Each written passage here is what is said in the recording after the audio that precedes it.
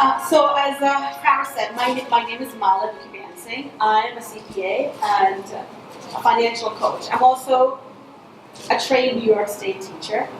And I created a company called Wise Women Smart Money. And just a little bit about my story. 10 years ago, I was like some of you here, hopping on the train, going to New York City, and doing the daily grind. I was on the train at 6:30 in the morning, and getting home at like 10 o'clock at night. And, going through that, I had done that for probably a good 10 years prior. At this point in my life, at that point 10 years ago, I had two girls, a 5-year-old and a 1-year-old baby. And they were both in daycare. And my husband said to me, why don't you take a break? You've been doing this for a number of years, now the kids need you, you're not seeing children, you come home late at night. And of course, I jumped at the chance, right, to be a stay-at-home mom. I quit my job and I stayed at home. And my first day at home, I made homemade muffins, right? Homemade muffins.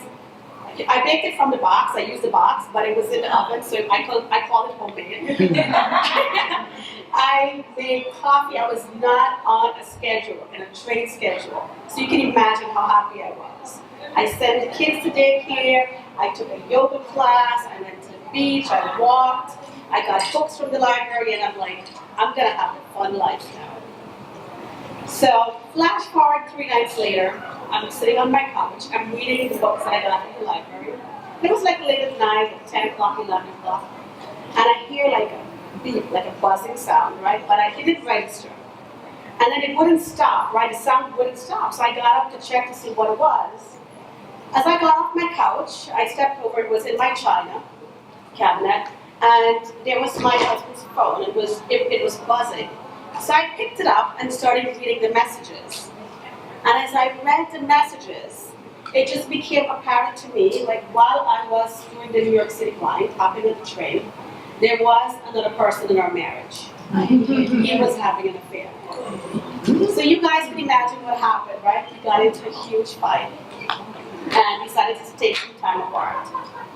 We took some time apart and things for him continued like normal. And I said, let's get divorced. But being the CPA that I was, working in New York City and knowing numbers really well, I'm like, I'm going to get the best settlement ever, right? So, he was not a financial person. We negotiated a settlement where I will continue to be a stay-at-home mom, and all of my bills were going to be taken care of. It was a pretty good deal, right? That's what I thought too. So, we negotiated a settlement. Everything was fine. The checks came in, and I continued on my stay-at-home mom lifestyle, right? Taking the kids to school, going to Zumba class, yoga, and taking like a lot of self-care, a lot of self-help courses. So a few months later, I noticed the checks were late. They started getting late, and then they were short, and then there were months when there was no money. Right?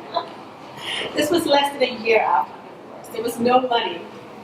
And I got increasingly anxious. I remember like sitting at my desk, like waking up, the first thing I would do is look into my bank account balance to see how much money I had. And I remember one particular summer, I was sitting at my mom's kitchen table and I said to her, I am just sick of waiting for money to come in for me to live. I'm just gonna go back to work. And come September, I went back to work. And I was able to replace the child support payments and any kind of alimony money. And what I realized in those years that I was at home waiting for the money to come in was that as women, we give our money power away to someone else. Whether it's a significant other, a boyfriend, a girlfriend, a family member, whoever, we just give it away when we could actually earn as much and take care of ourselves. And during those years when I was at home, I was also doing a lot of self-help work, and I became trained as a life coach. And I wanted to give back to women. I wanted women to have that power that you can have over your finances, right? So that's what I wanted to do and to give back. And so you heard what Dr. Sher said. It's all on the inside. So even though I was a CPA and I was used to making money, like all of a sudden, my story changed. And with the inside job changing, what's going to happen? The outside, right? I'm going to be sitting at the desk waiting for money to come, right? So it is an inside job. And what I realized is 80% of what's happening in your life, it's about your mindset and what's going on in your head. So I want to share an exercise with you guys today, and we'll start by looking at your mindset and what is going on in your heads right now about money. And because I'm a CPA, I have to give you an action plan. One specific tool that I've seen that has worked the most with people that I've worked with is starting to look at your money. Like, track your spending and track your income. And if you can do it on a daily basis, do it, spend 10 minutes every week. And we now have technology, so download it into Excel and take a look at your money. Take a look at your balances and take a look to see how much you're spending and how much you're earning. Because money appreciates. Once you start paying attention to it, it appreciates. So start looking at your expenses on a daily basis and start looking at your income. Track it. However, whatever is the easiest tool that you can use. I use Mint.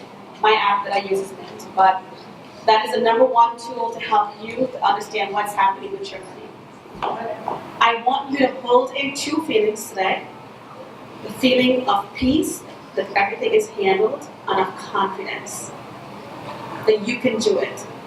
So that is my offer to you. Thank you all for being here.